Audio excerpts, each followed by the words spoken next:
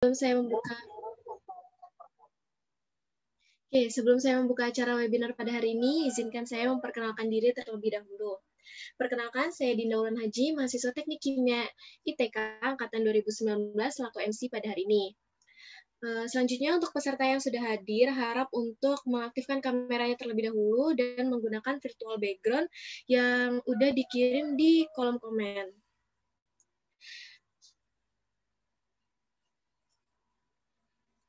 Nah, sambil menunggu teman-teman mengaktifkan kameranya, sebelum memulai acara, ada baiknya kita berdoa menurut agama dan kepercayaan kita masing-masing, agar webinar pada hari ini dapat berjalan dengan lancar. Berdoa, saya persilahkan.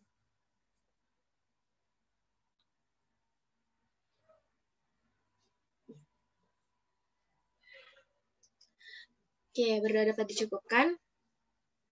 Nah, sebelum kita memulai acara webinar pada pagi hari ini, ada beberapa kata sambutan dari President of Society of Petroleum Engineer ITK Student Chapter kepada Kak Dewi Balkis. Waktu dan layar saya persilahkan. Terima kasih Dinda atas kesempatannya. Assalamualaikum warahmatullahi wabarakatuh. Perkenalkan, nama saya Dewi Balkis dari mahasiswa Teknik Kimia Angkatan 2018. Pertama-tama saya mau mengucapkan penghormatan saya kepada Mbak Teresia dan Mbak Francisca atau Mbak Citra selaku pembicara kita pada kegiatan Ghost Lecture online hari ini, serta kemudian selaku moderator dan teman-teman yang berbahagia yang telah menyempatkan waktunya yang sangat berharga buat join pada acara kali ini. Saya juga mau mengucapkan terima kasih yang sebesar-besarnya kepada seluruh teman-teman ITK dan seluruh pihak yang telah berkontribusi untuk mensukseskan acara ini, serta Mbak dan Mas dari Balikpapan Section, SPI Balikpapan Section, yang telah memfasilitasi kegiatan ini agar berjalan dengan baik. Saya juga mau memohon maaf sebelumnya apabila nanti dalam berjalannya kegiatan ada beberapa kesalahan dari pelaksanaan kami. Sepertinya itu saja sambutan dari saya. Kurang lebih saya mohon maaf. Wassalamualaikum warahmatullahi wabarakatuh. Terima kasih. Oke, terima kasih kepada Kak Dewi Balkis atas sambutannya.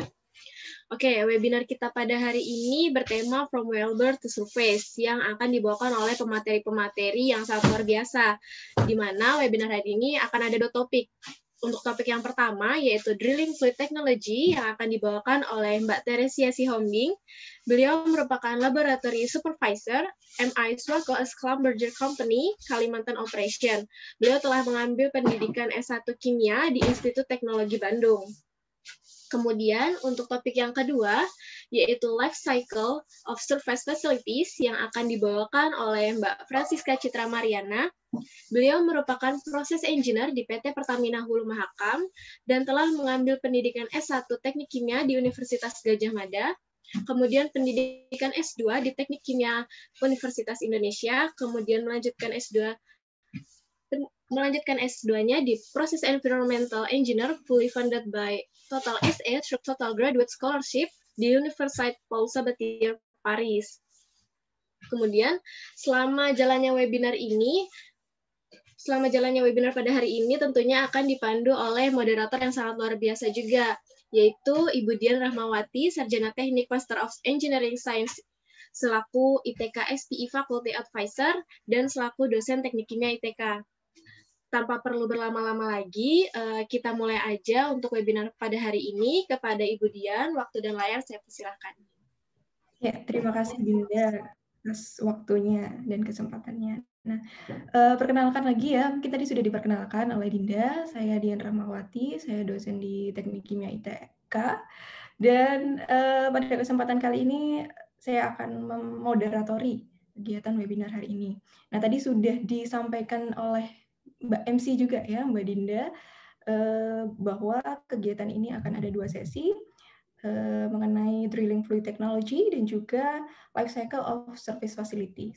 Nah, karena tadi juga tugas saya juga sudah dipermudah ya oleh Mbak Dinda ya, sudah dibacakan juga CV-nya, mungkin saya review singkat aja, ada pemateri kita, ada Ibu atau Mbak Teresia Sihombing yang bisa dipanggil Bu Tere atau Mbak Tere, yang sudah menyelesaikan studinya di S1 Institut Teknologi Bandung, kemudian dari 2011 sampai 2017 sebagai Tender Formulation and Testing di Schlumberger, kemudian sekarang menjadi Laboratory Supervisor di Schlumberger. Nah, berarti tidak usah berlama-lama lagi, saya persilahkan kepada Mbak Tere untuk menyampaikan materinya. Silakan.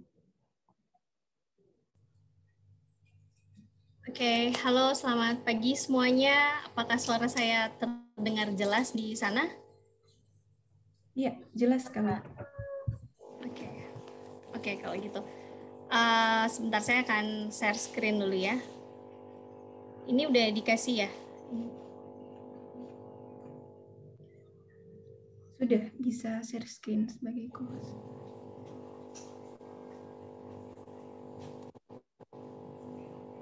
Oke.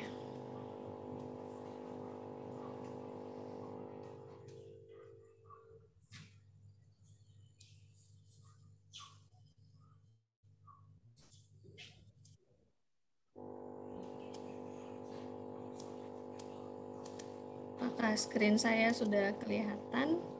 Sudah. Oke. Ya, selamat pagi semuanya. Terima kasih sebelumnya saya ucapkan buat teman-teman SPI dan juga teman-teman ITK yang udah meminta saya untuk membawakan materi tentang drilling fluid teknologi di sini. Sebenarnya yang mau saya ceritakan di sini basicnya dulu mungkin kali ya buat teman-teman semuanya. Oke. Ya, ini perkenalan singkat tentang saya. Sudah dijelaskan juga tadi dengan Ibu moderator dan host kita pada hari ini.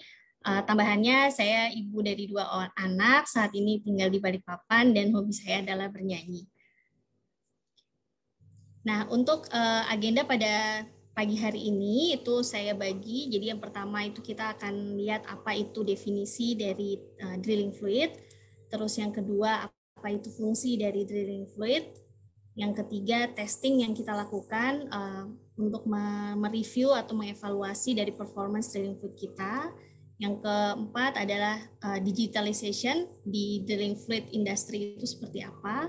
Dan yang terakhir adalah sustainability.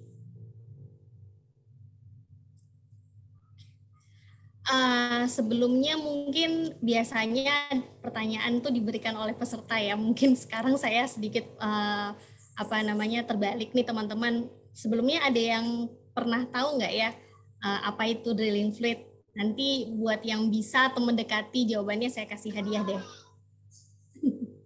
Ada yang bisa angkat tangan mungkin atau open mic-nya saya persilahkan. Nebak juga nggak apa-apa. Buat pemanasan.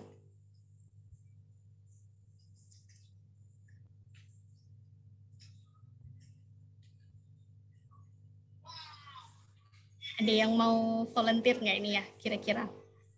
Sebenarnya pengertian dari drilling fluid itu apa sih gitu? Dari arti bahasa Inggrisnya atau gimana terserah. Silakan yang mau mencoba, nggak usah khawatir, nggak usah takut salah, nggak apa-apa ya. Iya, nggak ada salah, benar.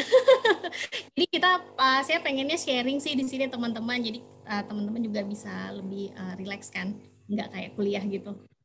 Iya, biar komunikasinya enak gitu ya Bu ya. Iya, betul Bu. Oke, ada nggak ini ya kira-kira yang mau jadi volunteer buat jawab satu pertanyaan dari saya. Apa sih itu drilling fluid gitu?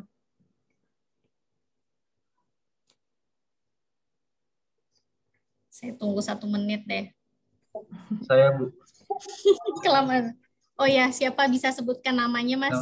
Tolong Mbak host bisa dicatat namanya ya. Siapa tahu benar jawabannya. Ya, Perkenalkan, saya Muhammad Raihan Aditya. Jadi saya ingin menjawab. Jadi drilling fluid itu ini Bu.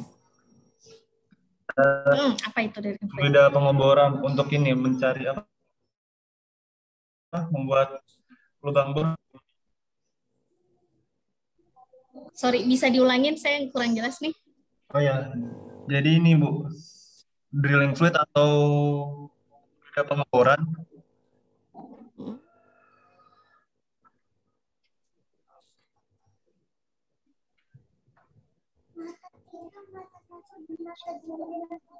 Suara saya terdengar jelas. Iya, terdengar, tapi jawabannya belum terdengar, Mas. Oh iya, benar Bu. Oke. Saya kira tadi macet-macet Bu. Oke. Jadi drilling fluid itu ini Bu, fluida pengeboran. Nah, itu biasanya digunakan untuk membantu membuat lubang bor ke dalam perut bumi, yaitu Bu untuk mencari sumber minyak bumi itu. Ya, benar. Jadi nanti Mbak host tadi Mbak siapa ya? Mbak Dinda ya, minta tolong dicatat nama Masnya. Ya, jadi benar banget sih Mas. Terima kasih udah mau volunteer untuk kuis yang pertama. Jadi drilling fluid itu adalah fluida yang digunakan untuk mengebor sumur ya, untuk kita mendapatkan gas minyak ataupun gas gitu. Jadi fungsinya drilling operation itu sendiri kan adalah untuk memproduksi minyak dan gas secara efisiensi dan secara efisien, dan kita menggunakan drilling fluid di sana. Oke, terima kasih ya Mas. Salam kenal. Terus ya, jadi demikian ya teman-teman pengertian dari drilling fluid itu sendiri. Nah, ada lagi nih kuis saya yang kedua. Sorry loh, saya banyak bertanya dulu di awal-awal. Ada yang tahu nggak sih fungsi drilling fluid itu apa? Ada banyak banget fungsi dari drilling fluid. Nah, salah satunya ada yang bisa bantu saya nggak untuk menyebutkan? Permisi, saya Ibu. Ya, silakan Mbak. Perkenalkan, nama saya Sarah Saningsi dengan NIM 0881. Mohon maaf saya tidak bisa menyalakan kamera karena saya dua device Zoom-nya. Fungsi dari drilling fluid sendiri menurut saya itu menjaga stabilitas sumur yang sudah dibor itu, terus meminimalkan kerusakan dari misal ada batuan-batuan seperti itu. Terus juga biasanya itu menetralkan kayak energi hidrolik gitu Bu, pada lubang sumur itu, memperbaiki itu. Mungkin itu saja. Mohon maaf jika salah. Terima kasih. Oke, makasih ya Mbak, jawabannya udah benar semua, dan saya lihat sih teman-teman di ITK juga udah familiar ya sepertinya dengan aktivitas atau industri oil and gas, salah satunya dengan drilling fluid itu sendiri. Jadi secara overall itu ada 13 fungsi teman-teman dari drilling fluid itu sendiri. Nah, fungsi yang pertama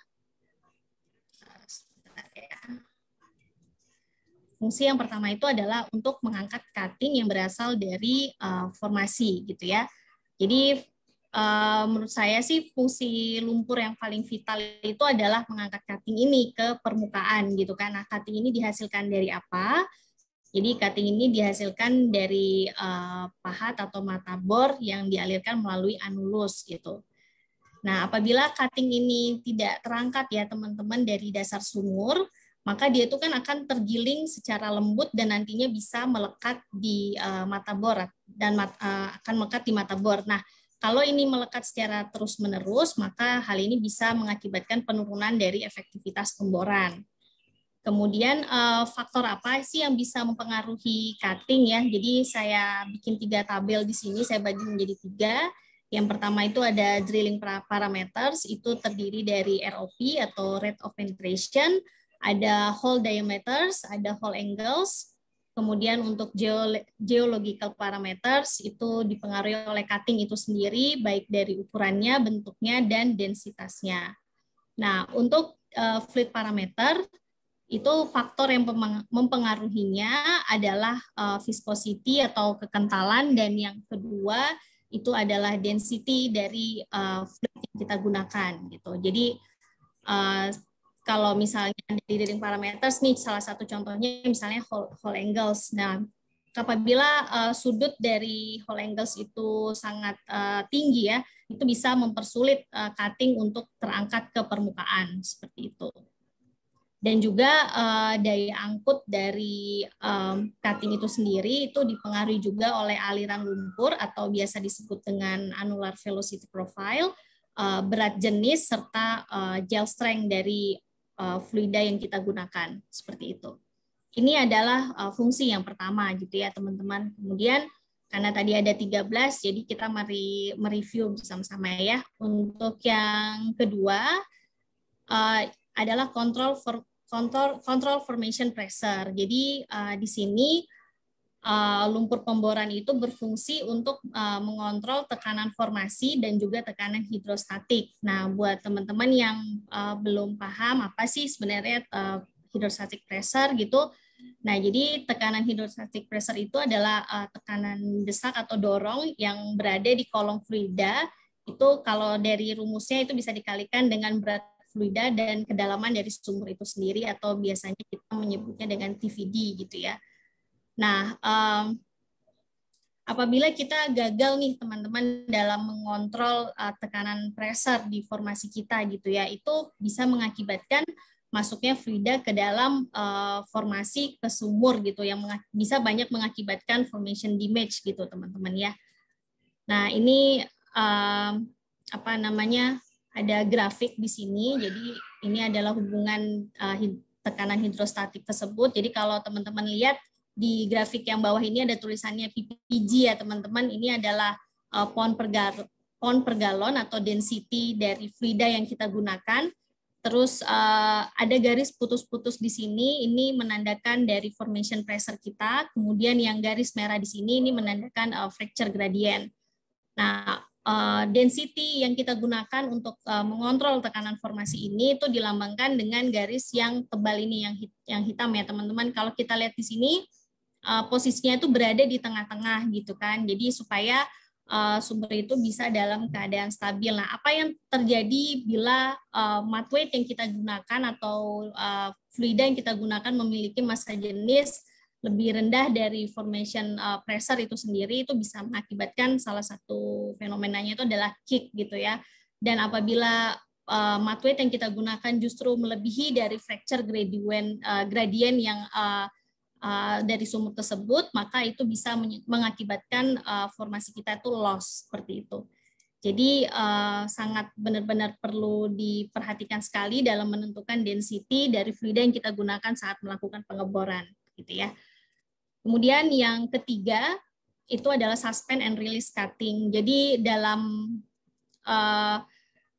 aktivitas pengeboran itu kan tidak selalu pengeboran itu terjadi sirkulasi, teman-teman. Jadi ada kalanya dia diam, ada kalanya sirkulasi. Nah, ini gambar yang pertama. Ini adalah aliran dari cutting gitu ya, dan fluida juga yang terangkat dan mengalir dari formasi masuk ke dalam formasi, kemudian dia tersirkulasi keluar gitu ya dengan membawa cutting tadi yang berasal dari bawah. Jadi kalau terjadi sirkulasi kan nggak ada masalah tuh ya teman-teman. Jadi semuanya itu mengalir gitu ya, nggak ada yang tertinggal di bawah gitu kan. Nah, terus berikutnya yang kedua, ini adalah suspension. Jadi kondisi yang diharapkan apabila di dalam pengeboran itu tidak terjadi sirkulasi gitu. Nah, biasanya tidak terjadi sirkulasi ini pada saat casing ataupun pada saat logging gitu ya, atau pipa koneksi. Jadi dia dalam keadaan diam gitu fluida kita di dalam sumur. Nah, harapannya itu teman-teman saat dalam kondisi diam seperti ini, itu solid-solid yang tadi terangkat atau cutting-cutting itu yang tadi di fungsi pertama, itu tetap berada di atau dibawa oleh si fluida yang kita injek gitu, atau drilling fluid yang kita masukkan gitu ya. Harapannya tuh dia tidak seperti ini. Nah, ini tuh sangat tidak diharapkan ya teman-teman. Jadi pada saat kondisi diam, cutting-cutting kita tuh justru menurun gitu, atau dia sagging istilahnya gitu ya, jadi mengendap ke bawah gitu. Jadi di sini ada salah satu parameter dari mud yang disebut dengan gel strength. Jadi kita tuh menjaga gimana supaya performance dari cutting kita, dari fluida kita bisa terus mengangkat cutting atau menjaga kestabilan dari solid-solidnya itu dengan melihat parameter yang namanya gel strength. Jadi kondisi seperti ini tidak diharapkan ya teman-teman. Apabila kondisi ini terjadi di aktivitas drilling kita, maka itu bisa saja mengakibatkan penurunan density dari fluida kita ya kan, karena solidnya sudah turun ke bawah semua, dan itu tidak diharapkan tadi karena bisa mengakibatkan formasi yang tidak stabil. Kemudian fungsi yang berikutnya itu adalah maintain wellbore stability. Jadi fluida yang kita masukkan tentu saja itu kan melewati formasi-formasi lapisan tanah ya teman-teman ya.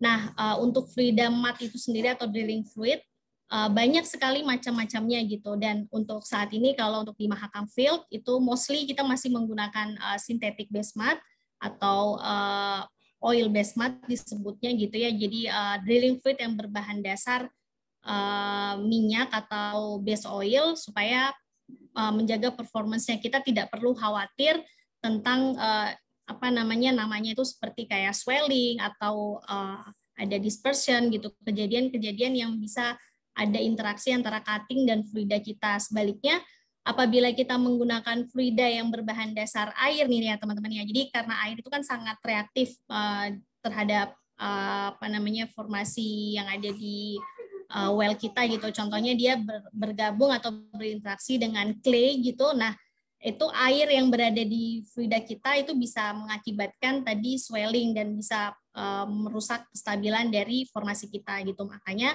saat kita menggunakan water based mat atau drilling fluid yang berbahan dasar air, kita perlu memastikan sekali bahwa drilling fluid itu sudah di-assess atau sudah dievaluasi untuk inhibition performance-nya seperti itu, karena tidak diharapkan terjadi masalah pada saat drilling gitu ya. Itu jadi harus benar-benar dipastikan. Kemudian ya seperti yang tadi saya bilang, jadi wellbore stability ini merupakan complex balance yang tidak hanya secara mekanikal tapi juga chemical factors, karena kita harus menambahkan beberapa inhibitor ke dalam formula dari drilling fluid kita.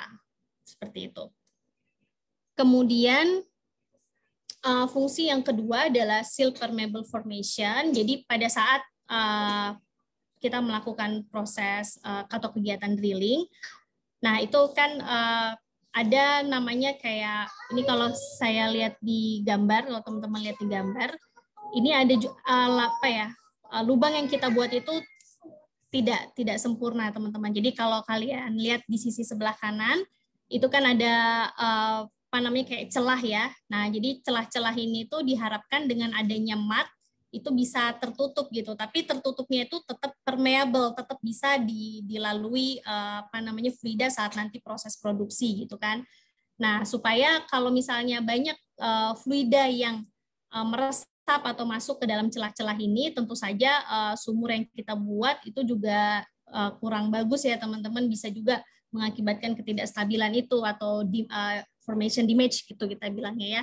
Jadi harapannya dengan adanya mat ini dia bisa menutup celah-celah yang ada di formasi sehingga fluida yang berasal dari fluid drilling fluid itu tidak masuk ke dalam celah-celah tersebut seperti itu.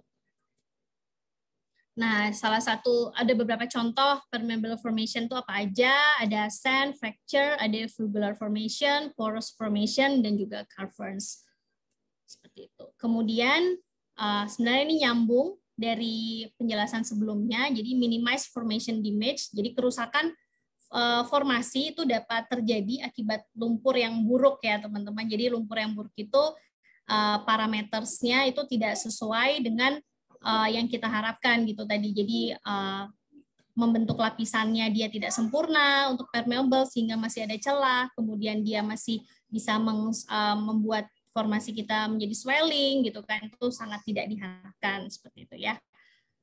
Terus yang berikutnya adalah drilling fluid ini juga bisa berfungsi sebagai pendingin, lubrikan, dan juga support dalam bit and drilling assembly gitu. Jadi saat proses drilling itu kan pasti banyak sekali tools-tools yang masuk ya teman-teman, bit atau string dan lain sebagainya. Jadi panas dan friksi yang dapat timbul dari area bit dan antara drilling dan lubang bor itu sangat dapat dipastikan pasti terjadi gitu. Nah, kondisi ini tentu saja apabila terus-menerus terjadi, panas itu tidak ada yang mendinginkan kan dapat mengakibatkan tools kita menjadi rusak juga ya gitu. Jadi dengan adanya mat ini dia berfungsi sebagai lubrikan sehingga torsi pada saat tools itu bergerak itu bisa diminimize sedemikian hingga gitu ya.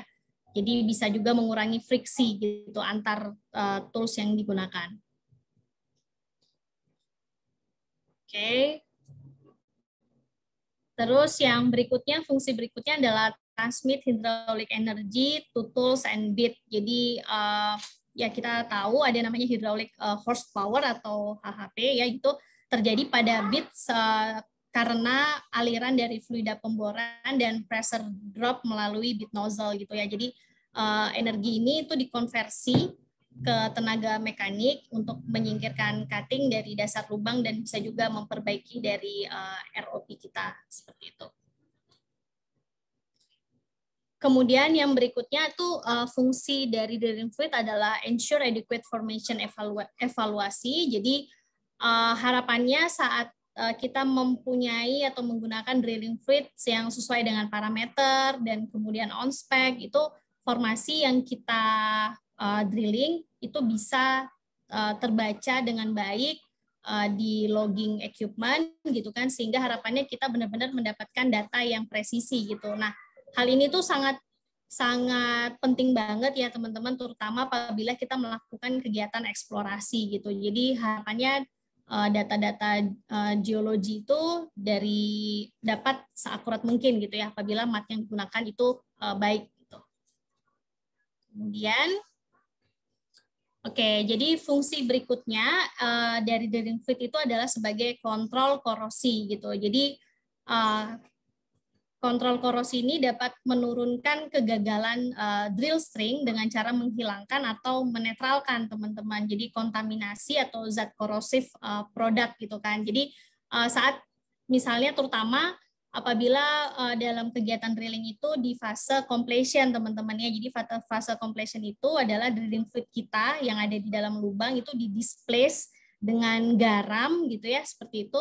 Nah, digantikan dengan garam. Nah, harapannya pada saat dengan brine, pada saat dalam kondisi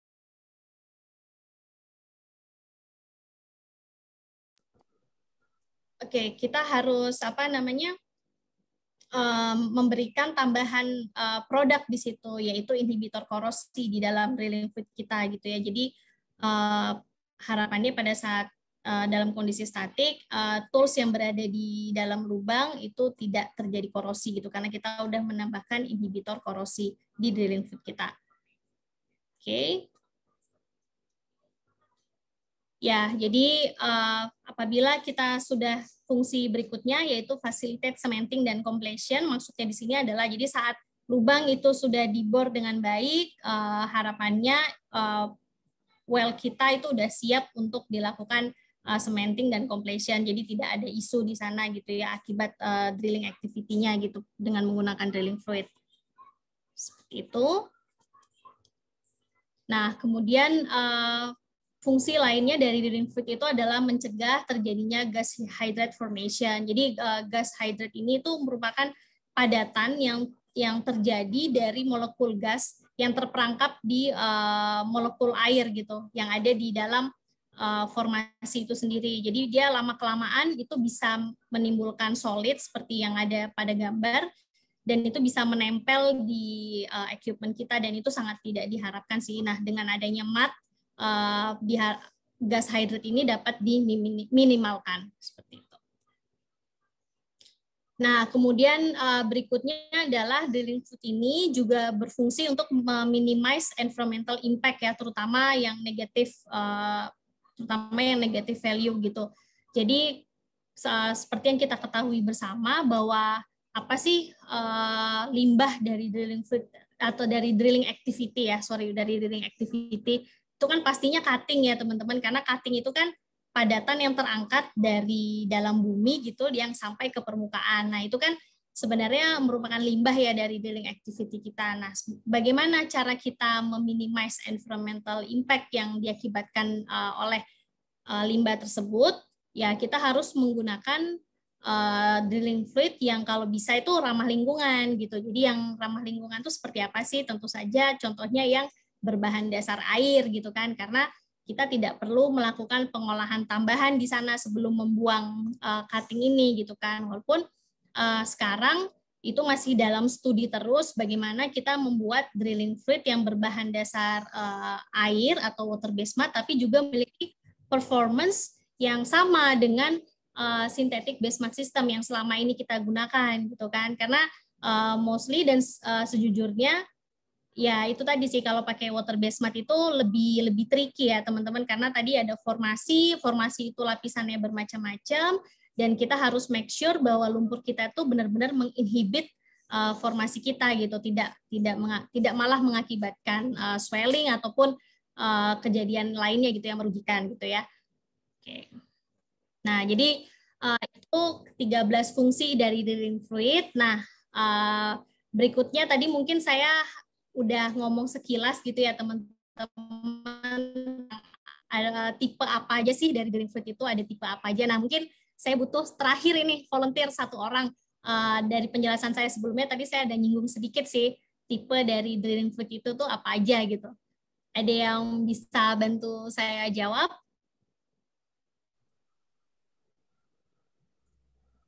Silakan yang mau menjawab, nggak usah malu-malu. Ya, benar, gampang banget nih teman-teman. Tadi saya udah sebut sekilas sih. Kalau yang menyimak tadi harusnya bisa. Mungkin saya mau coba jawab, Mbak. Oh ya, silakan Mas. Tolong Mbak Dian dicatat kembali namanya ya. Iya, siapa itu? Saya Ahyar, Bu. Oh iya. Dari Teknik Kimia 2018. Mungkin untuk 3 jenis drilling fluid itu, yang pertama ada yang inhibitive water base atau yang berbasis air, yang kedua yang oil base, dan yang ketiga itu yang synthetic base.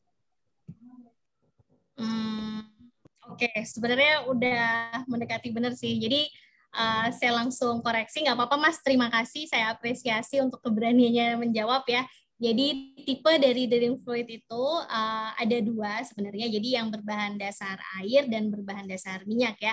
Untuk yang berbahan dasar air itu memang kita bagi lagi menjadi 2, jadi yang standar atau yang kita bisa bilang polimer biasa lah gitu ya. Terus yang satunya lagi itu adalah yang high performance gitu. Yang high performance ini yang biasanya kita gunakan untuk case-case tertentu gitu. Jadi yang ada tambahan produk inhibitor di dalamnya seperti itu ya. Terima kasih ya Mas ya.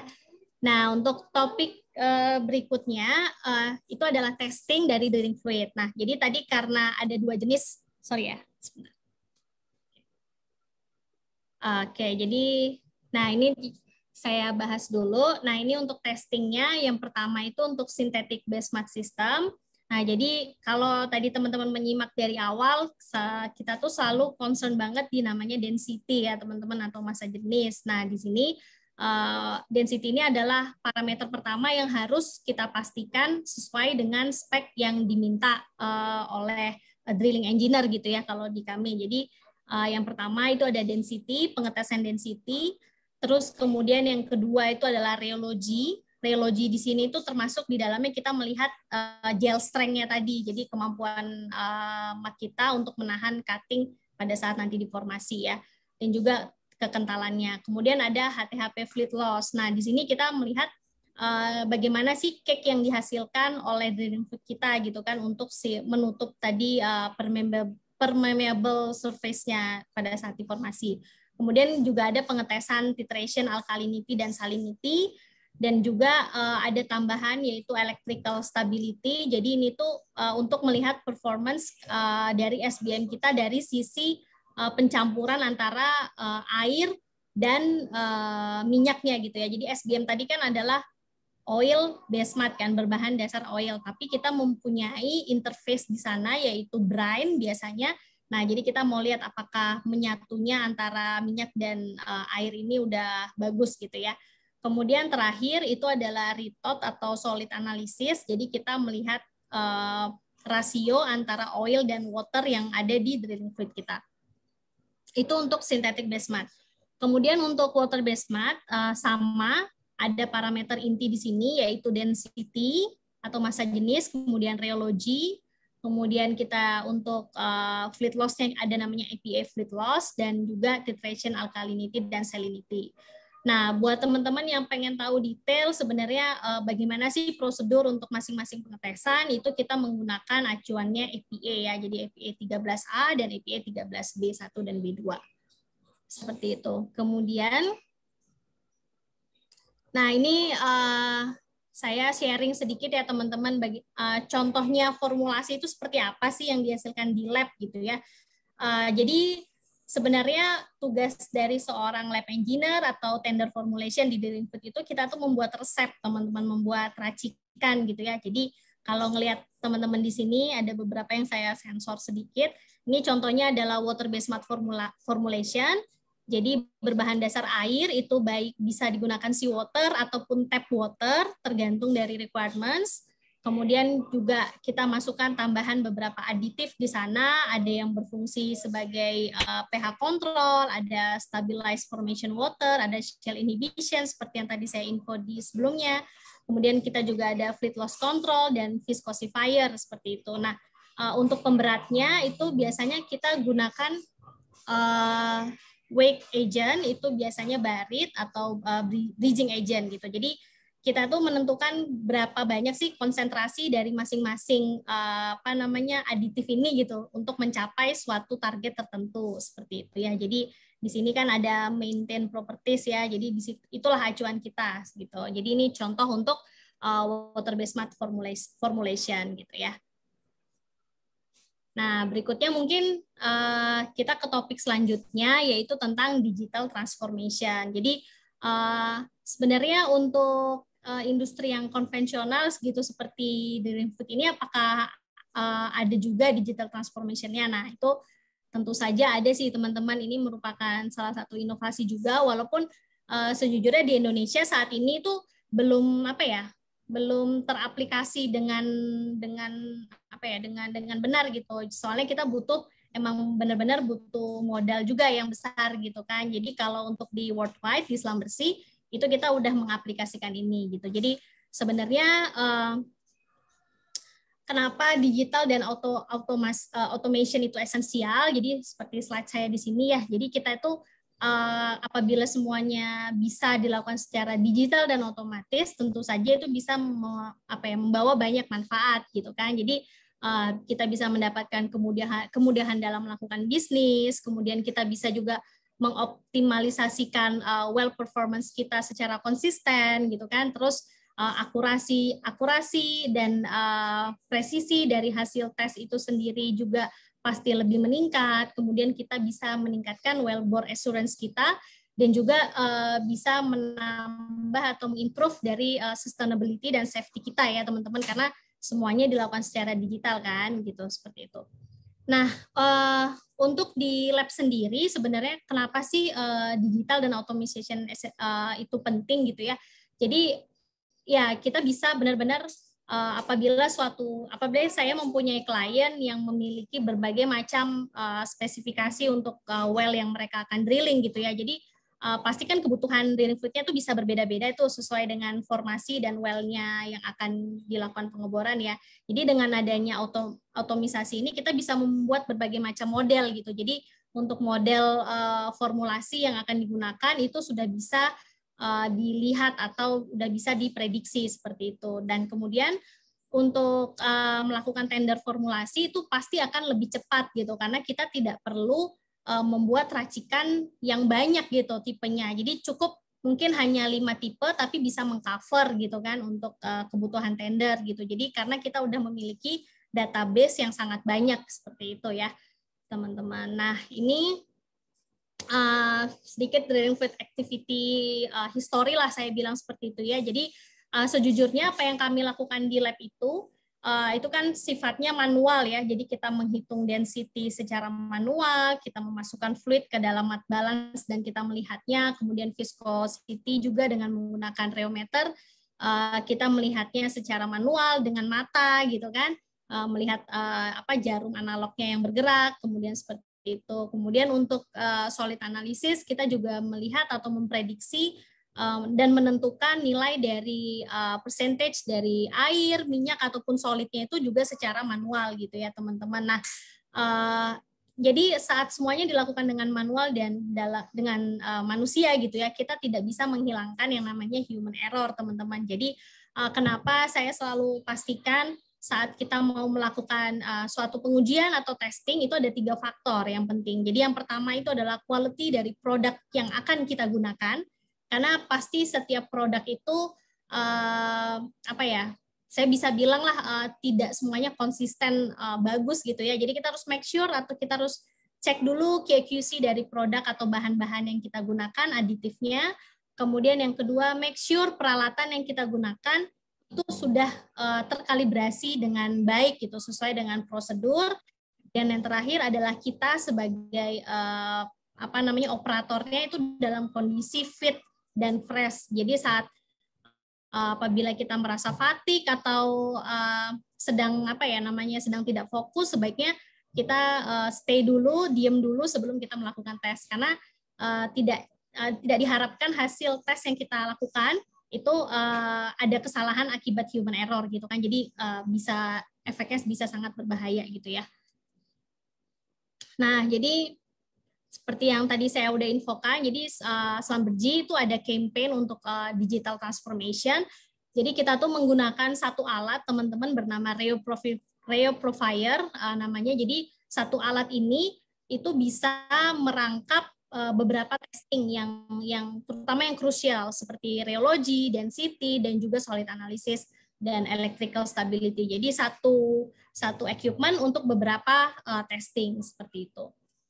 Nah, bagaimana untuk pengetesan seperti titrasi gitu ya? Kalau teman-teman di teknik kimia atau di jurusan lain mungkin seharusnya kalau pasti ada tahap ibaratnya tahap belajar waktu SMA kan. Nah, di SMA itu kan kita belajar tuh yang namanya titrasi, pasti kan tuh dilakukan secara manual ya teman-teman. Kita pakai pipet, kita ukur, kemudian kita tetesin gitu ya sampai dia tercapai endpoint. Nah, nanti itu harapannya ada suatu alat juga, ini campaign dari Worldwide juga, jadi kita cukup memasukkan sampel kita dan nanti dia bisa melakukan titrasi itu secara otomatis seperti itu, jadi tidak dengan menggunakan tangan kita sebagai kontrol seperti itu ya. Tuh. Nah, kemudian yang terakhir dari saya, part yang terakhir itu adalah tentang sustainable drilling fluid. Nah, jadi apa sih sustainable drilling fluid itu? Jadi sustainable drilling fluid itu apabila kita memiliki fokus terhadap lingkungan dan juga fokus terhadap quality dari drilling fluid itu sendiri gitu. Jadi ada faktor lingkungan di sana kita taruh ya teman-teman untuk menciptakan suatu sustainable drilling fluid ini. Nah, harapannya sustainable drilling fluid ini itu bisa mengcover dari sisi performance-nya dan juga dari sisi penanganan limbahnya teman-teman. Jadi harapannya tadi drilling activity itu bisa sejalan dengan SDGs goals. Kalau misalnya teman-teman, saya juga pasti tahu teman-teman udah tahu yang namanya Sustainable Development Goals ya dari UN ini. Nah, jadi harapannya semua industri itu saat menjalankan bisnisnya itu tetap bisa memiliki concern terhadap lingkungan gitu kan untuk keberlangsungan di masa yang mendatang seperti itu. Dan juga untuk Indonesia sendiri, pemerintah kita juga sudah mengadakan program seperti proper seperti itu ya. Jadi evaluasi terhadap performance lingkungan bisnis dan lingkungan kita dalam melakukan kegiatan bisnis itu sendiri gitu ya. Jadi kalau proper ini harusnya dievaluasi setiap tahun. Dan setahu saya untuk saat ini di Kalimantan contohnya kayak PHM itu propernya itu udah warna hijau gitu loh, hijau atau emas ya gitu. Jadi harapannya kan itu udah bagus ya teman-teman. Jadi kita udah mengikuti anjuran dan arahan baik secara global maupun dari government kita gitu. Nah, karena apa nih? Jadi saya ada mengutip suatu quote ya dari World Commission on Environment and Development tahun 1987. Jadi sustainable development is a development that meets the needs of the present without compromising the ability of the future generation to meet their own need. Jadi kita itu sekarang mencukupi kebutuhan kita gitu, tapi kita tidak lupa akan generasi muda atau generasi yang akan datang bahwa mereka tuh juga perlu mencukupi kebutuhan mereka seperti itu. Jadi kenapa makanya di setiap industri itu kita harus tetap memperhatikan faktor lingkungan. Oke, ya demikian sharing singkat dari saya. Mohon maaf apabila ada banyak kekurangan. Buat teman-teman tadi yang udah volunteer 3 orang, bisa sharing namanya ke saya ya via chat melalui Mbak Dinda ataupun Mbak Dian ya. Oke, kalau gitu ya. Terima kasih semuanya. Saya kembalikan ke Mbak Moderator, Mbak Dian. Iya. Terima kasih Bu Tere ya. Bu Tere atau Mbak Tere ini enaknya panggilnya ini? Terserah gimana. Saya juga udah ibu-ibu masalahnya. Iya, terima kasih banyak Bu Tere atas materinya yang sangat luar biasa sekali. Nah, mungkin teman-teman dari peserta ini mungkin ada pertanyaan, tapi tahan dulu karena kita akan ada materi kedua dan sesi tanya jawab nanti kita laksanakan setelah sesi kedua. Tapi jika teman-teman mau takut lupa nih, boleh juga dituliskan di kolom komentar, nanti saya bacakan di sesi tanya jawab. Oke. Selanjutnya kita akan masuk ke sesi yang kedua tentang life cycle of surface facilities. Nah, pemateri kita kali ini adalah Ibu Francisca Citra Mariana atau bisa juga dipanggil Bu Citra gitu ya. Beliau ini menempuh S1-nya di Universitas Gadjah Mada tahun 2006 hingga 2010, kemudian S2 di Universitas Indonesia tahun 2011 hingga 2012. Nah, luar biasa nih melanjutkan S2 lagi di University Paul Sabatier, yang nggak tahu ya mungkin pronunciation-nya kurang pas, bahasa Perancisnya agak susah, di Perancis tahun 2012 hingga 2013. Nah, pengalaman kerjanya juga cukup banyak, beliau pernah jadi manajemen trainee di PT Danone tahun 2014, kemudian proses engineer di Total ENP tahun 2014 hingga 2017, dan saat ini menjadi proses engineer di Pertamina Hulu Mahakam dari tahun 2018 hingga sekarang. Nah, langsung saja tanpa berlama-lama saya persilahkan kepada Ibu Citra untuk menyampaikan materinya.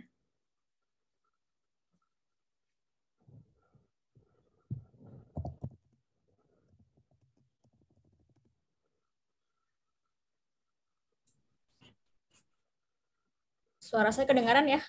Iya, masuk. Oke, sudah bisa share screen. Oke, terima kasih semuanya untuk dari SPE Balikpapan dan juga ITK sudah memberikan kesempatan saya untuk jadi speaker untuk topik pada hari ini ya.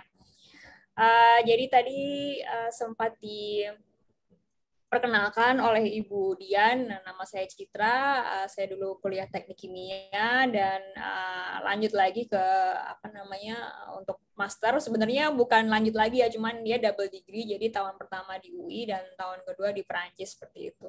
Jadi nggak berkali-kali master gitu. Oke, lanjut saja ya. Untuk hari ini saya mau memberikan dua topik ini. Yang pertama introduction, jadi work as a process engineer, sebetulnya apa aja sih yang dilakukan sebagai process engineer di oil and gas facilities. Terutama kalau untuk bidang saya nanti terkonsentrasi ke upstream ya. Kemudian lanjut nanti ke topik selanjutnya yaitu life cycle dari surface facilities. Yang pertama untuk life as a process engineer di bidang oil and gas. Jadi proses engineering kalau di tempat saya bekerja itu adalah upstream disiplin. Jadi maksudnya upstream disiplin itu dia adalah bekerja duluan dibandingkan yang lain. Jadi hasil kerjaannya dari proses nanti akan detailkan atau menjadi bahan untuk disiplin-disiplin yang lain bekerja. Nah, disiplin ini maksudnya kayak bidang ya. Misalnya kalau saya proses, nanti ada bidang piping, structure, itu mereka bekerja berdasarkan pertama adalah dapat hasil dari proses. Nah, biasanya proses engineer ini ada tiga seringkali yang ditangani. Yang pertama adalah flow assurance, yang kedua adalah proses itu sendiri, dan yang ketiga ini yang seringkali sebenarnya nggak benar-benar proses, tapi biasanya proses engineer butuh tahu atau closely related to atau bekerjanya berbarengan, jadi mesti tahu juga, yaitu proses safety studies.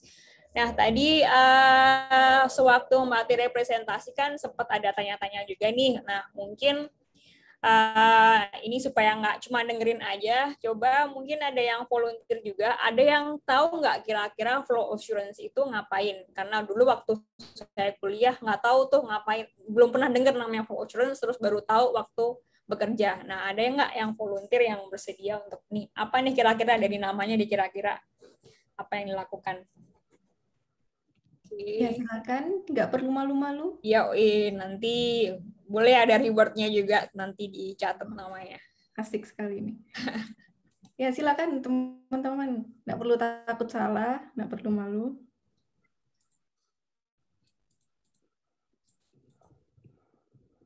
Oke, saya tunggu mungkin 15 detik kali ada ini. Ya, flow assurance studies. Siapa yang mau coba menebak? Iya, tebak aja. Nggak bener juga nggak apa-apa. Orang saya malah dulu waktu masih juga nggak tahu tuh ngapain gitu.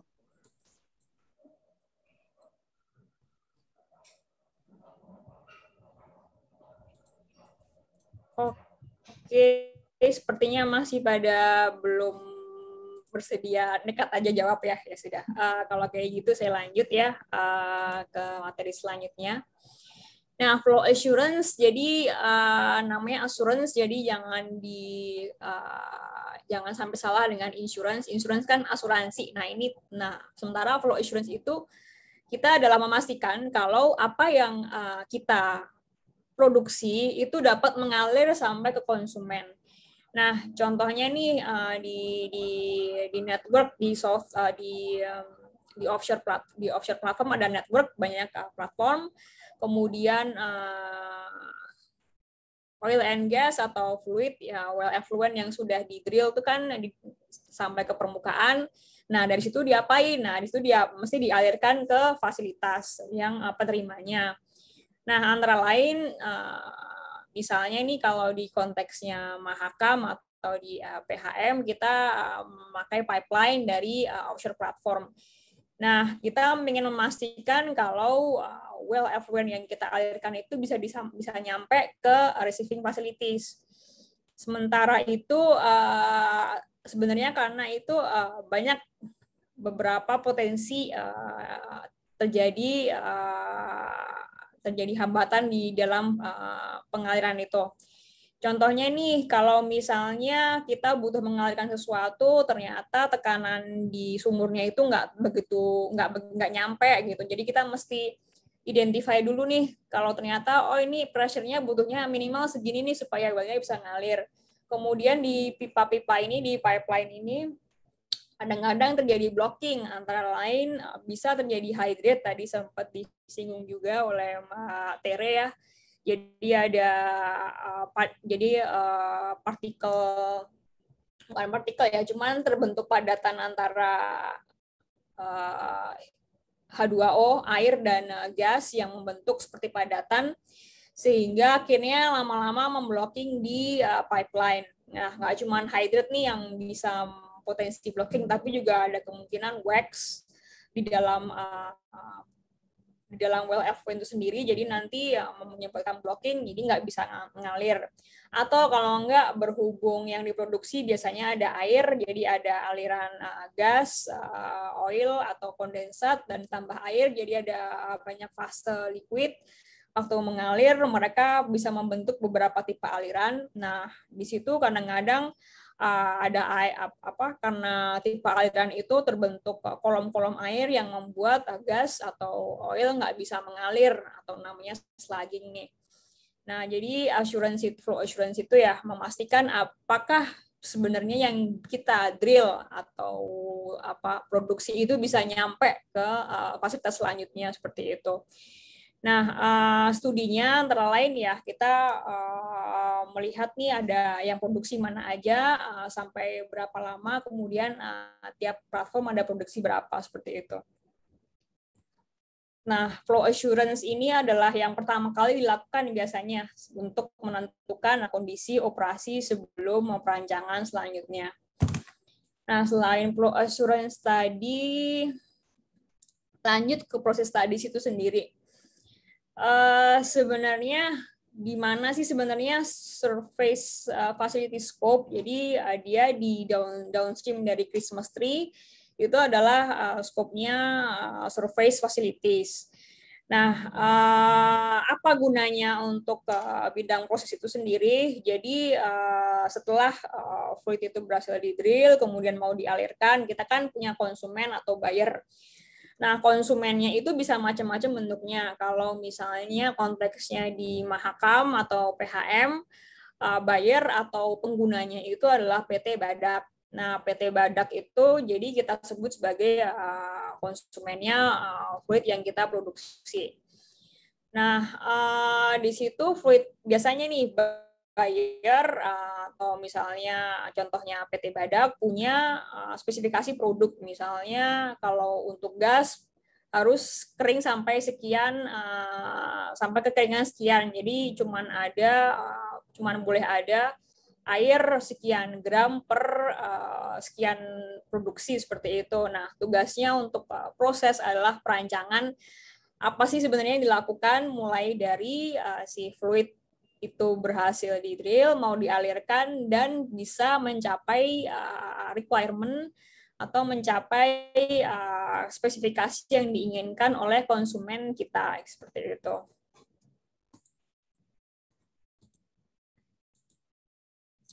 Nah, kemudian ada juga namanya proses safety. Sebenarnya ini agak berbeda dengan proses, cuman biasanya closely related kita kerjanya. Dan ini sangat penting ya, karena di dalam fasilitas ini kan kita punya kondisi-kondisi perancangan. Misalnya kita merancang berdasarkan tekanan A sampai tekanan sekian sampai sekian, temperatur sekian sampai sekian, tapi ada kalanya ada terjadi upset di dalam proses sehingga fasilitas bekerja di luar range yang kita sudah rancang. Oleh karena itu, kita perlu mendesain emergency system dan juga relief system. Relief system contohnya nih, kalau misalnya kita desain fasilitas pada kondisi tekanan 40 bar, tapi ternyata ada upset sehingga kondisinya mencapai di atas itu, misalnya jadi 90, nah kita punya sistem supaya kita cepat-cepat menutup fasilitas dan membuang nih yang berbahaya itu kita shut down supaya tidak bertambah parah. Kemudian ada juga selain relief system, kita juga merancang untuk emergency condition, misalnya escape way atau juga peralatan-peralatan untuk pemadaman fire and gas. Seperti itu kita butuh ada di fasilitas kita kalau seandainya terjadi hal-hal yang tidak diinginkan. Nah, selain itu kita juga merancang nih melakukan studi radiasi dan dispersi. Nah, ini gunanya untuk kalau misalnya perancangan flare atau misalnya yang mungkin sering lihat ya, flare itu yang menara yang ada apinya di ujung. Nah, itu kita perlu tahu nih jarak aman baik bagi fasilitas maupun bagi manusia terhadap flare tersebut atau titik-titik poin pembakaran atau pembuangan. Seperti itu. Nah, saya lanjut lagi ke topiknya selanjutnya, yaitu life cycle of surface facilities. Nah, untuk surface facilities itu sendiri, jadi ada beberapa fase ya. Ini saya bagi jadi 3. Yang pertama adalah fase preparasi, yang kedua fase produksi, dan juga yang ketiga fase abandonment. Nah, fase pertama nih, preparatory. Yang pertama adalah exploration phase. Yang ini saya sebagai proses engineer kurang banyak terlibat. Exploration phase ini kan dari oil company nanti mereka mencari di mana sih ada reserve, dan juga kalau misalnya pun ketemu, nanti juga ada proses appraisal, ada cadangan berapa banyak, dan ya lebih ke cadangannya seberapa banyak ya.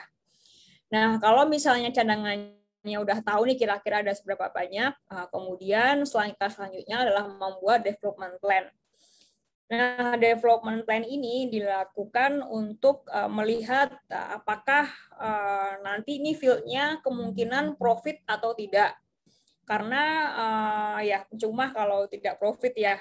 Jadi kita butuh beberapa data nih untuk membuat development plan. Yang pertama adalah antara lain jumlahnya ada reserve berapa. Kemudian nanti kalaupun kita yang diproduksikan berapa, bisanya berapa, dan kalau kita jual nanti akan dihargai berapa. Jadi butuh reserve-nya berapa banyak, dan juga nanti harga jualnya berapa. Misalnya quantity reserve-nya ada banyak, tapi oil and gas harganya sedang jatuh atau diprediksi bakalan tidak pada level tertentu, jadi tidak ekonomis, jadi tidak dilanjutkan development plan-nya. Nah, selanjutnya kalau misalnya ternyata di development plan ini kita melihat kalau ternyata ini kemungkinan profit nih, dari situ mulai didetailkan desain instalasinya itu sendiri. Misalnya ada berapa well yang mau kita produksi, yang mau kita buat untuk reserve yang ada. Kemudian selain berapa well, juga tipe-tipe instalasinya. Apakah kita mau produksi di onshore atau kita mau produksi melalui kita membuat offshore platform, atau mungkin di water atau seperti apa. Jadi ini tipe-tipe. Jadi kita putuskan nih mau diproduksi dengan bagaimana. Tentunya pertimbangannya adalah visibility. Pertama adalah mungkin nggak dari segi cost, dan yang kedua secara teknikal apakah bisa dilakukan seperti itu. Nah, installation design salah satunya adalah kita mau memproduksi selama berapa lama atau kita butuh design life berapa lama. Kalau misalnya diprediksi nih kalau reserve-nya banyak seperti itu dan kita bisa produksi cukup lama, ya nanti kita akan desain misalnya 15-30 tahun, tapi kalau pendek saja 10 tahun. Nah, desain life ini juga menentukan ya, karena makin lama nanti requirement-nya akan makin banyak, bahan-bahannya mungkin lebih tebal karena makin lama kan makin tua, makin terkena korosi, erosi, makin lama desain life nanti requirement-nya akan makin banyak. Nah, selain desain dari instalasi itu sendiri, nanti kita butuh tahu, misalnya kita sudah mendrill, kita udah ngebor, si well effluent-nya atau fluidanya mau diapain kalau udah nyampe ke permukaan. Nah, yang kita konsiderasi antara lain adalah di routing kemana. Misalnya kita punya gas dan oil, kondensat, dan water misalnya, kita mesti tahu nih ini mau di routing kemana. Kalau misalnya kita produksi gas yang mau diarahkan kemana, oil kemana, water mau diapain, seperti itu. Nah, kalau misalnya kita butuh penyimpanan juga mau disimpan sementara di mana atau bagaimana. Jadi selain instalasi desain, kita mesti tahu apa yang mau kita lakukan dengan fluid yang kita produksi. Seperti itu.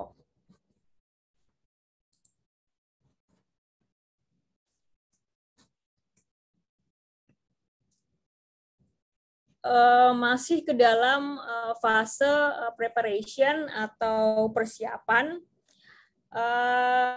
Di sini kita juga mendefine production profile per tahun.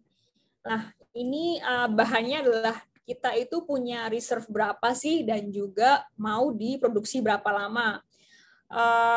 Penentuan production profile ini bisa macam-macam ya. Jadi ada alternatif di mana kita produksinya kayak dihemat-hemat ya, mungkin kita cap pada limit berapa, berapa, kemudian sehingga dari segi produksi akan bisa lebih lama, atau ada kemungkinan juga kita maksimalkan kapasitasnya jadi lebih banyak, misalnya beberapa kalinya daripada yang daripada sebelumnya. Kalau saya tampilkan di grafik ini, dibuat produksinya lebih banyak. Tapi dengan konsekuensi nanti desain life-nya akan bisa produksinya lebih singkat seperti itu. Jadi di sini kita perlu membuat production profile, kita mau ramp up pada berapa, kemudian kita mau stabil pada produksi berapa, kemudian kita mau selesai memproduksi pada kapan, seperti itu. Ini menentukan production profile. Nah, production profile ini juga penting buat menentukan nanti buat orang-orang yang jualan ya, karena kita jadi bisa memperhitungkan kalau produksinya sekian, nanti akan balik modal daripada di tahun sekian, seperti itu. Nah, lanjut. Masih ke preparatory phase, karena preparatory phase ini memang paling penting ya. Lanjut, seperti setelah kita punya development plan, kita tahu desain instalasinya mau seperti apa, kita tahu fluidnya mau diapain, dan juga kita sudah punya production profile, kita lanjut ke engineering. Nah, engineering ini bagiannya desain, orang-orang desain. Nah, di bagian engineering ini berhubung fasilitasnya kompleks dan juga ya dari segi kapital butuh cost. Ini jadi kita melakukan beberapa fase untuk memastikan kalau kita udah mendesain ini benar-benar dengan secara hati-hati.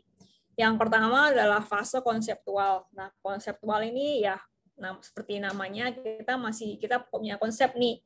Saya mau memproduksi seperti ini, dan kira-kira saya punya beberapa alternatif skenario, yaitu A, B, C. Jadi di konseptual biasanya kita masih punya beberapa opsi.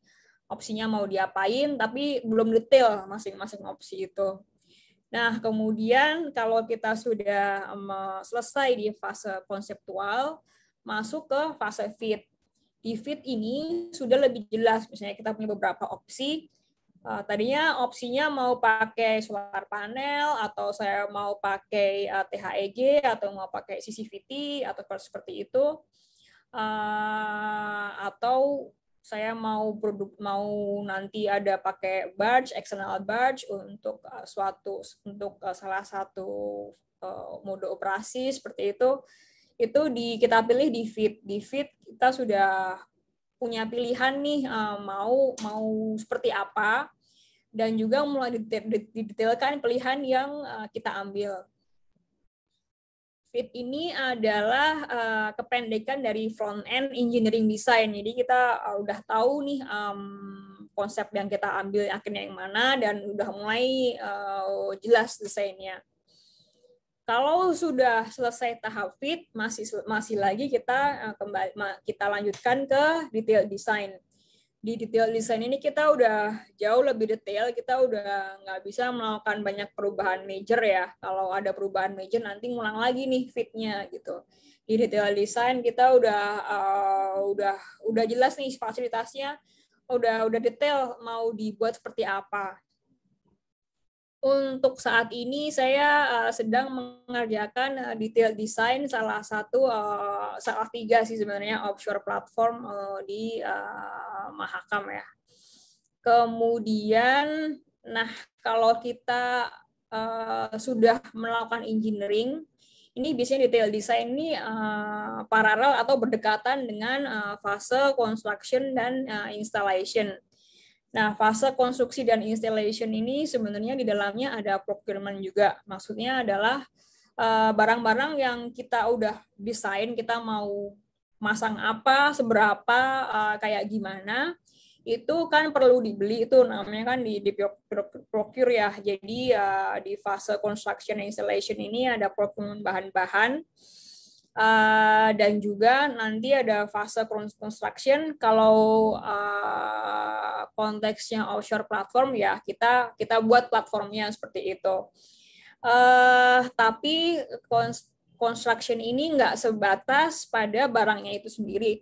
Tapi kita juga mesti memikirkan kalau nanti ini fasilitasnya mau dipasang, apakah tempatnya udah tersedia. Kalau akan diinstal di darat, apakah tempatnya udah bisa dipasang atau perlu misalnya tanahnya diratakan atau perlu ada site clearing atau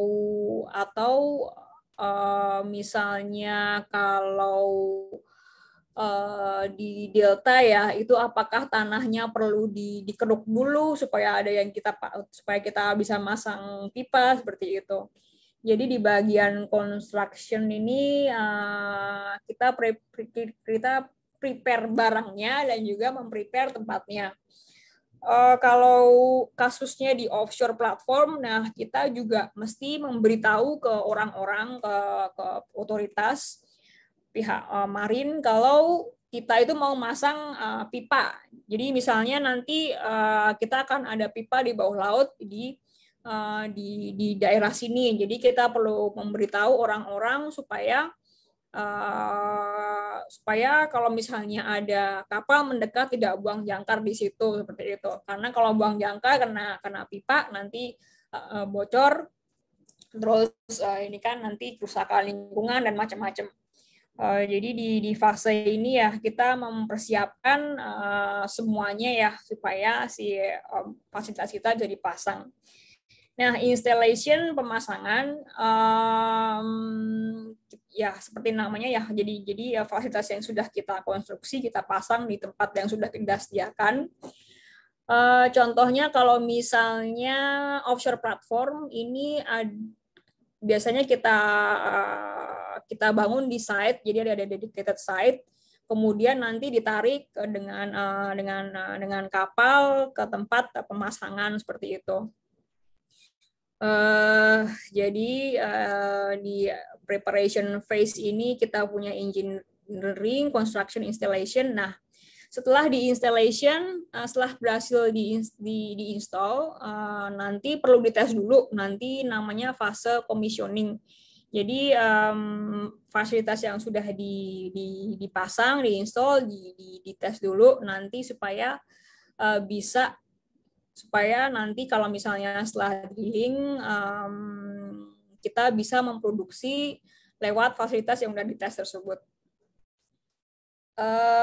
Kemudian kalau kita sudah selesai commissioning, ya kita sudah punya fasilitas yang ready untuk menerima nanti kalau ada pengeboran itu bisa untuk memproduksi hasil pengeboran seperti itu. Lanjut, nah tadi preparation phase ini nanti itu sampai ke ready for drilling ya. Kemudian begitu setelah ready for drilling kita hand over ke fase produksi. Nah di production phase ini kita punya 3 fase. Yang pertama adalah startup atau sering disebut ramp up. Yang kedua adalah plateau, yang ketiga adalah decline. Nah, fase startup ini adalah fase di mana produksinya ini belum full. Jadi misalnya kita punya kapasitas di 90 million scarf, kita produksinya masih dari 0 pelan-pelan naik ke 90 tersebut. Nah, ini fase startup. Kemudian setelah fase startup, ini kita masuk ke fase produksi di plateau. Nah, fase startup ini bisa beda-beda ya durasinya ya. Jadi karena biasanya nih kalau kita produksi dari beberapa well nggak langsung semua jadi dibuka ya. Ada beberapa yang dibuka yang di awal-awal, kemudian ada yang dibuka di akhir. Jadi kita nggak langsung tahu-tahu produksi full, kita bertahap. Fase durasinya berapa lama juga tergantung dengan production profile sesuai planning. dan juga nanti tergantung juga ya mau desain live-nya itu berapa lama. Jadi tadi sewaktu di bagian preparatory itu penting untuk kita sudah tahu production profile-nya mau gimana, rate-nya gimana. Nah, di fase plato ini adalah fase produksi di sesuai kapasitas yang kita rencanakan ya. Tadi udah startup, kemudian kita produksi di rate yang kita desain seperti awal. Kemudian lama-lama nanti berhubung dengan reserve-nya mulai deplete, ya mulai ada decline ke arah penurunan produksi, sehingga nanti lama-lama kan akan akan nanti pada akhirnya akan ada fase abandonment. Nah, di fase produksi ini nggak selalu lancar ya, karena di prakteknya ini banyak ke ups and downs dari segi production. Kadang-kadang kita misalnya nih merancangnya pada kapasitas sekian, tapi ternyata keluarnya bisa jadi lebih banyak atau malah lebih dikit seperti itu, atau malah nggak ada keluar sama sekali gitu. Ada juga kasus di mana waktu itu ada kasus bukan di company saya sih waktu itu. Ada kita ngerancang sebagai field, tapi ternyata yang keluar gas seperti itu. Jadi di fase produksi ini ada naik turun production ya. Selain dari prediksinya berapa, keluarnya berapa, kadang-kadang juga keluar ada produksi air, water yang melebihi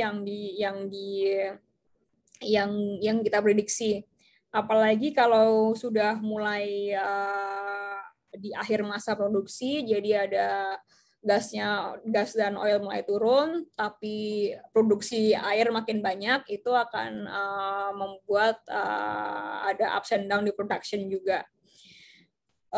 Kemudian kalau untuk fasilitas-fasilitas yang sudah mature atau sudah bukan baru lagi ya, untuk fasilitasnya itu kita punya major field paradox, di mana namanya seperti manusia ya, mungkin kalau makin tua makin banyak mintanya seperti itu. Nah, fasilitas seperti itu juga makin banyak umurnya kan makin banyak demand-nya, karena namanya peralatan makin lama akan makin usang. Dia akan membutuhkan lebih banyak mungkin maintenance, atau mungkin dari segi bahan udah mulai ada yang tererosi, mulai menipis sehingga perlu ditambal kalau nggak bocor. Jadi dari segi operational cost jadi bertambah karena lebih banyak yang perlu digurusin nih kalau sudah mature. Sementara di sisi lain dengan cost yang nambah, kita juga di sisi lain punya decline di production. Jadi production-nya tidak sebanyak sewaktu-waktu masih early life seperti itu. Kemudian fase produksi ini juga juga dipengaruhi oleh kondisi ekonomi global, karena kan kita itu tergantung dengan harga minyak ya, harga minyak dunia, dan harga minyak dunia ini nggak semata ya dari segi supply dan demand, tapi juga ada politis juga ya untuk oil price. Jadi kadang-kadang naik turun tanpa bisa diprediksi. Kalau seandainya tahu-tahu harga minyak jatuh, ada kemungkinan misalnya kita rencana produksinya sekian puluh tahun, tapi dengan harga minyak yang jatuh tidak ekonomis, jadi bisa saja stop produksi atau umurnya jadi lebih pendek. Atau misalnya tadinya dengan harga minyak sekian direncanakan 10 tahun, tapi ternyata harga minyaknya jauh lebih tinggi nih, jadi kita masih ekonomis untuk memproduksi lebih lama, itu jadi diperpanjang. Kemarin juga sewaktu awal pandemi, harga minyak sempat jatuh, itu juga mempengaruhi ya, karena kalau misalnya kita menghitung keekonomian dengan harga minyak yang tidak ekonomis, ya akan ada proyek-proyek yang jadi tidak menarik lagi seperti itu.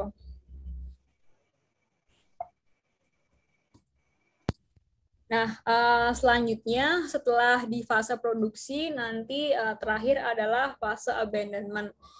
Nah, ini adalah fase di mana kita mesti berpikir atau mesti merencanakan apa yang akan dilakukan dengan fasilitas yang ada.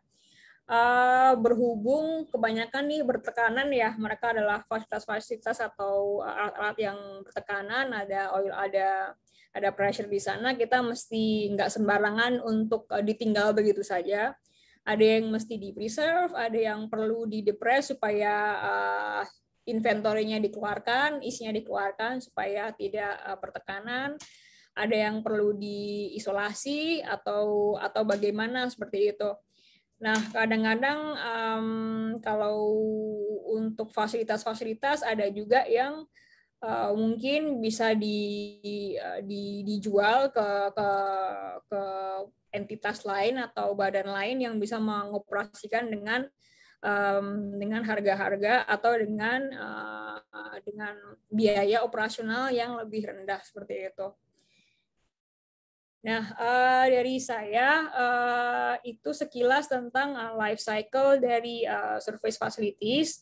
Nanti kalau seandainya ada pertanyaan atau mungkin ada yang lebih didetailkan, nanti silakan tanya di sesi tanya jawab seperti itu. Waktu saya kembalikan ke Bu Dian ya sebagai moderator. Ya, terima kasih banyak Bu Citra atas materinya, luar biasa sekali tentang life cycle of surface facilities. Nah, silakan dari teman-teman, kira-kira apa ada pertanyaan baik untuk Bu Tere maupun Bu Citra? Silakan. Bisa menggunakan fitur Raise Hand atau menuliskan pertanyaannya di kolom komentar.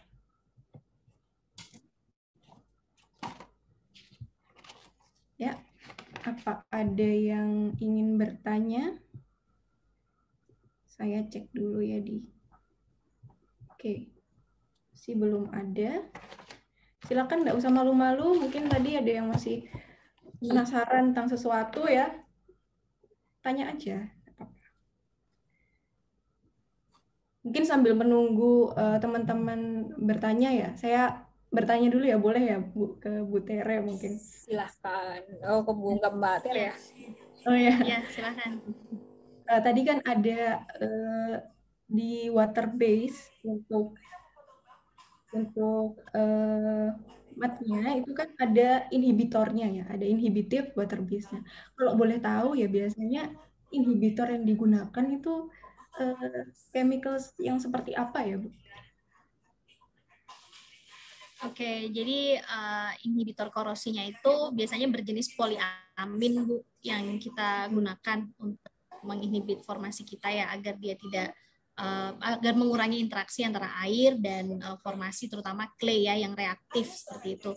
Jadi berbahan dasar poliamin. Nah, untuk jenis produknya itu untuk saat ini baik dari lokal company chemicals yang ada di Indonesia itu juga udah provide beberapa, cuman balik lagi untuk kita ensure itu produk bisa menginhibit, itu kita ada namanya testingnya inhibition, Bu. Jadi kita ambil cutting dari formasi dari well terdekat yang akan kita well, kemudian kita testing di lab dulu sebelum kita memutuskan chemicals mana yang akan kita pakai seperti itu. Ya, ada tahap evaluasinya lagi. Oh, terima kasih, Bu. Oke, dari rekan-rekan apa ada yang mau ditanyakan? Saya tanya lagi mungkin ke Bu Citra ya, Bu ya. Nah, Bu, kalau tadi kan di bagian abandonment itu kan ada proses-prosesnya lagi ya, Bu ya. Nah, kira-kira kalau misal tidak dilakukan proses itu, apakah ada konsekuensi yang didapatkan dari perusahaan gitu? Konsekuensi apa yang terjadi? Konsekuensinya ya ada ya. Jadi kan biasanya kita kalau dari segi safety sendiri, ya kita nggak mau kalau misalnya benda atau peralatan yang kita tinggal itu menimbulkan hazard ya ke lingkungan ya. Jadi konsekuensinya yang pertama dari segi safety, yang kedua juga nanti kan dari segi compliance ya. Biasanya tuh kalau untuk rules, apakah ada, kalau misalnya ada rules untuk itu ya kita mesti patuh. Jadi konsekuensinya itu juga. Dan yang ketiga juga ada beberapa nih yang misalnya nih peralatan kalau misalnya tidak diurus dengan, misalnya tidak kita planning nih mau diapain, dia akan nambah di inventory. Nah, kalau nambah di inventory itu ya mau nggak mau akan dilakukan, mesti ada maintenance ya. Jadi dia nggak ngapa-ngapain tapi dia makan cost seperti itu. Jadi ada beberapa ya impact ke company sendiri kalau tidak dilakukan atau tidak dilihat prosedur yang benar seperti itu. Apakah bisa menjawab Bu Dian ya? Iya, terjawab sekali Bu Citra. Terima kasih banyak. Nah, silakan teman-teman semuanya yang ingin bertanya. Nggak perlu malu-malu. Tidak ada yang salah dalam bertanya ya, Bu ya. Nggak.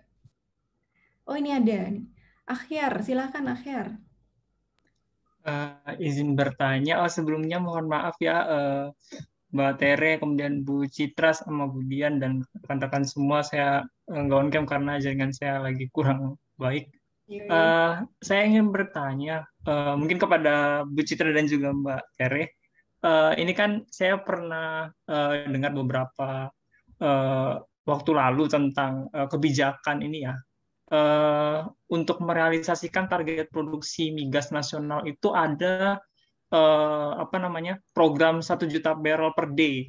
Nah, ini kan salah satu realisasinya itu akan ada revitalisasi sumur tua gitu ya. Nah, ini kan tadi saya juga lihat ada materi tentang abandonment. Nah, sehubungan dengan itu saya tuh mikir gimana sih kalau merevitalisasi sumur tua yang kan ditinggal tuh karena potensinya yang sudah menurun gitu kan ya. Nah, itu kira-kira rentangnya dia supaya dia bisa kembali efektif, kemudian hal-hal apa saja yang bisa kita lihat sebagai potensi kembali gitu untuk si sumur tua ini seperti apa. Kemudian yang ingin saya tanyakan lagi yang kedua ini mengenai eksplorasi minyak bumi dan gas ya. Saya juga sempat baca beberapa waktu lalu itu tentang pernah ada kerugian eksplorasi yang mana udah 10 tahun ya, udah 10 tahun eksplorasi tapi nggak dapat apa-apa gitu. Bu Citra dan Mbak Tere, itu beberapa faktornya itu kenapa sih kok bisa udah melakukan riset selama 10 tahun tapi masih nggak dapat tuh sumber minyaknya. Mungkin itu saja pertanyaan yang dapat saya sampaikan. Terima kasih. Oke, terima kasih Akhyar. Silakan mungkin Bu Citra atau Bu Tere yang ingin menjawab terlebih dahulu.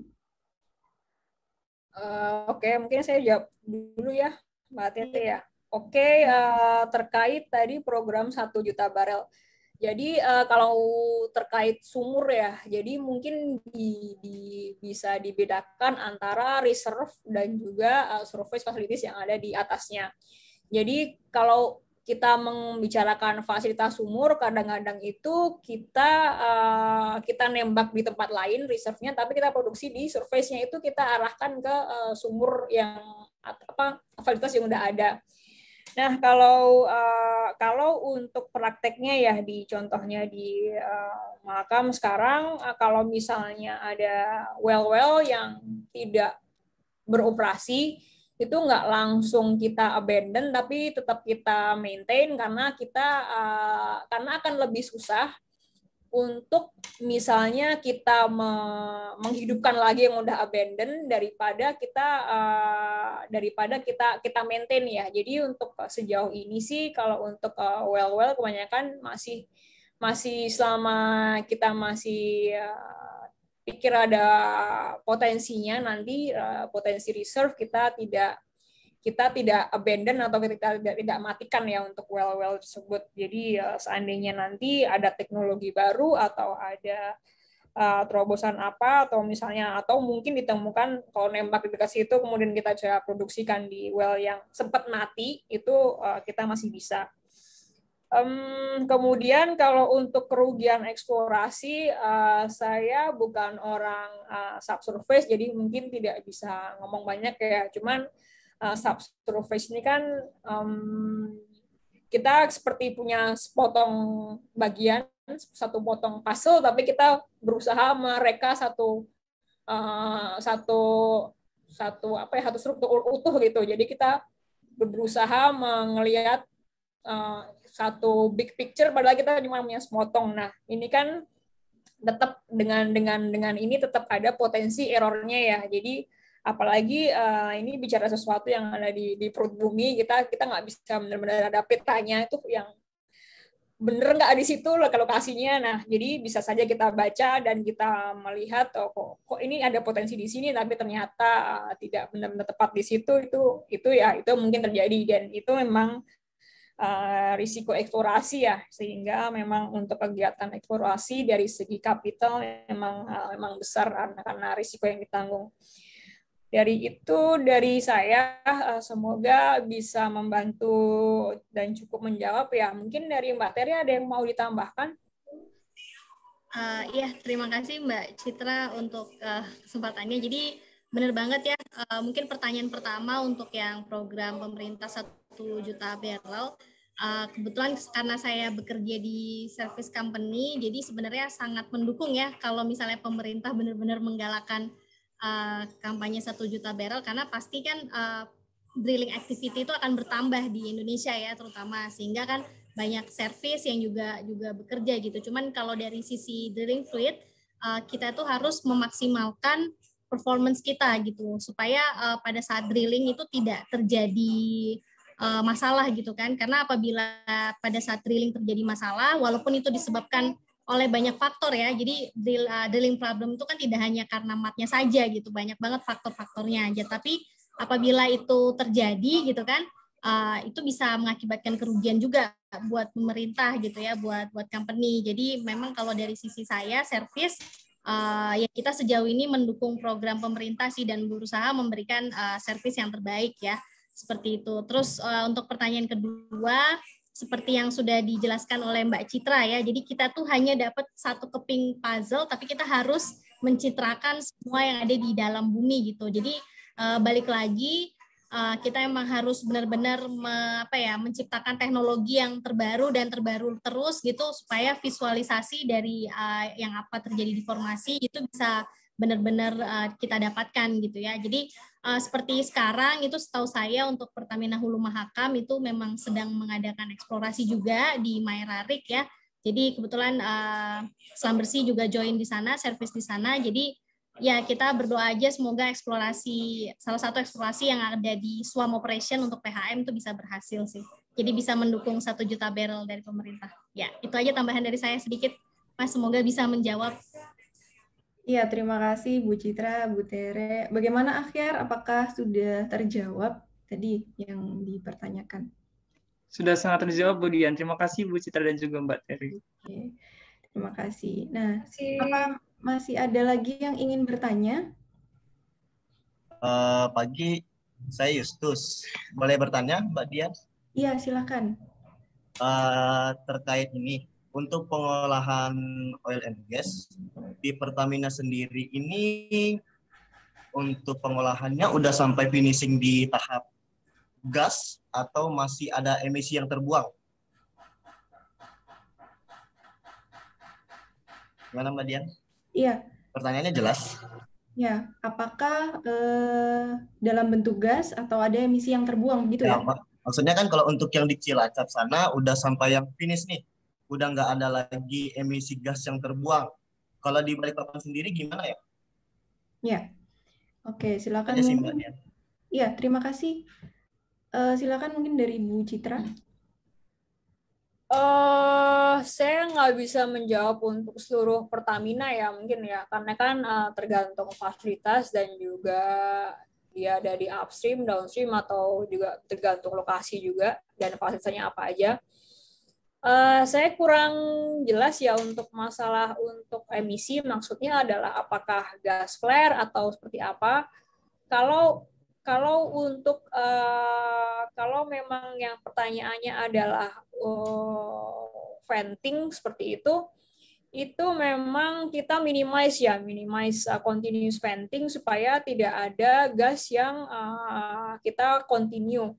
Kemudian kita juga comply juga dengan peraturan atau PTK dari pemerintah terkait maksimalnya ada berapa sih sebenarnya yang bisa kita buang, karena ini kan kita monitor terus tuh dari yang kita buang ada berapa, dan kita comply ke peraturan dari pemerintah dan terkait lingkungan untuk berapa ini yang kita buang. Karena pada prakteknya ini sebenarnya kalau benar-benar hilang sama sekali itu menurut saya masih butuh banyak improvement ya, karena ada beberapa tuh yang memang yang ada gas yang kita pakai sebagai fuel, tapi itu juga akhirnya kita buang juga ke lingkungan seperti itu, meskipun jumlahnya dikit dan juga dari segi quantity kita measure dan kita sesuaikan dengan ketentuan maksimal dari pemerintah seperti itu. Semoga bisa menjawab ya, kita minimize untuk continuous dan kita ukur dan sesuai limit seperti itu. Oke, terima kasih. Oke, Mbak Citra, thank you jawabannya. Ada tambahan dari Bu Tere? Untuk saat ini kalau belum untuk satu pertanyaan lagi. Oke. Silakan Mas Justus. Untuk pertanyaan kedua saya, untuk program biosolar atau dikenal B30, sebenarnya ini efektif nggak sih ketimbang yang dulu-dulu yang hanya solar murni dan sekarang jadi biosolar? Menurut Mbak Dian atau Mbak Francisca gimana? Oke, ini membahas mengenai biosolar ya. Mungkin ini lebih ke proses yang bukan di hulu ya. Kita di sini banyak bahas tentang hulu mungkin ya. Tapi mungkin jika ada pandangan dari Ibu Citra atau Bu Tere, boleh disampaikan pendapatnya. Silakan. Kalau untuk ini saya nggak bisa komentar ya, karena benar kata Ibu Dian, kalau ini kan lebih ke proses lebih ke hilir ya, sementara saya nggak ada expertise untuk itu, seperti untuk berkomentar ya, seperti itu ya. Jadi maaf untuk yang ini saya belum bisa memberikan komentar apa-apa, apalagi terkait efektivitas ya, karena kita mesti tahu nih apa aja sebenarnya yang bikin dia efektif kayak gitu, dan saya nggak ada pengetahuan untuk itu, jadi daripada malah menjerumuskan ya tidak usah. Seperti itu. Jadi ya mungkin nanti kalau ada forum yang lebih tepat bisa ditanyakan. Iya. Oh ya, maaf ya Mbak ya. Oh nggak masalah. Nggak apa-apa Mas. Nggak masalah, nggak apa-apa. Nah cuman iya gitu aja. Ya, itu tadi pertanyaan yang bagus, mungkin bisa jadi masukan juga, mungkin panitia ingin membuat forum-forum selanjutnya bisa jadi satu topik sendiri gitu ya, yang mungkin khusus bahas tentang bagian hulu. Oke, apa ada lagi yang ingin bertanya? Yang terakhir satu pertanyaan, jika tidak ada yang ingin bertanya mungkin kita cukupkan gitu ya, saya kasih waktu berapa detik lagi.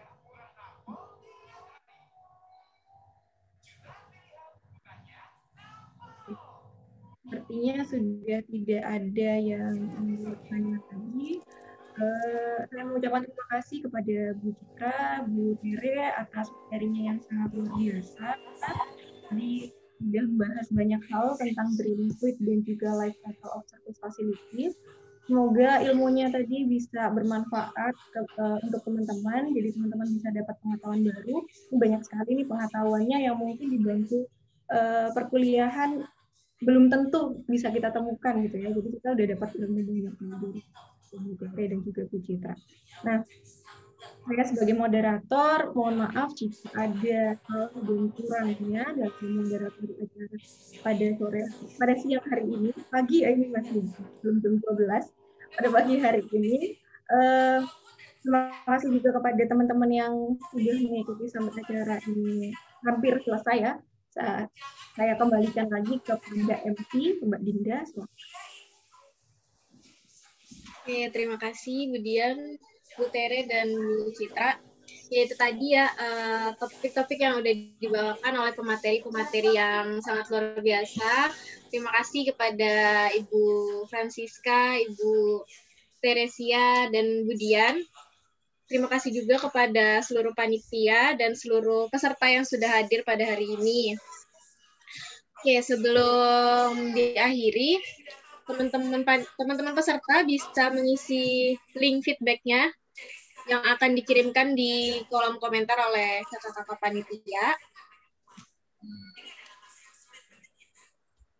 Oke, sekali lagi saya ucapkan terima kasih kepada pemateri-pemateri yang sangat luar biasa. Semoga materi yang disampaikan dapat berguna dan menambah wawasan kita semua. Nah, sambil menunggu teman-teman peserta mengisi lembar feedback-nya, nggak afdol rasanya kalau kita nggak foto bersama. Jadi kita sesi dokumentasi dulu. Kepada teman-teman, boleh diharap untuk mengaktifkan kameranya terlebih dahulu karena kita mau melakukan sesi dokumentasi.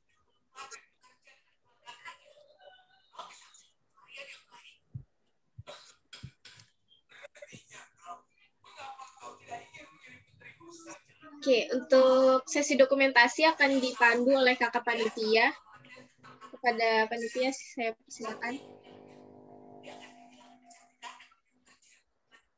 Oke, saya pandu ya, Mbak serta Ibu. Oke, kita mulai dari step pertama di laptop saya ya, yaitu 1, 2, 3. Oke, selanjutnya 1, 2, 3. Oke, untuk yang terakhir 1.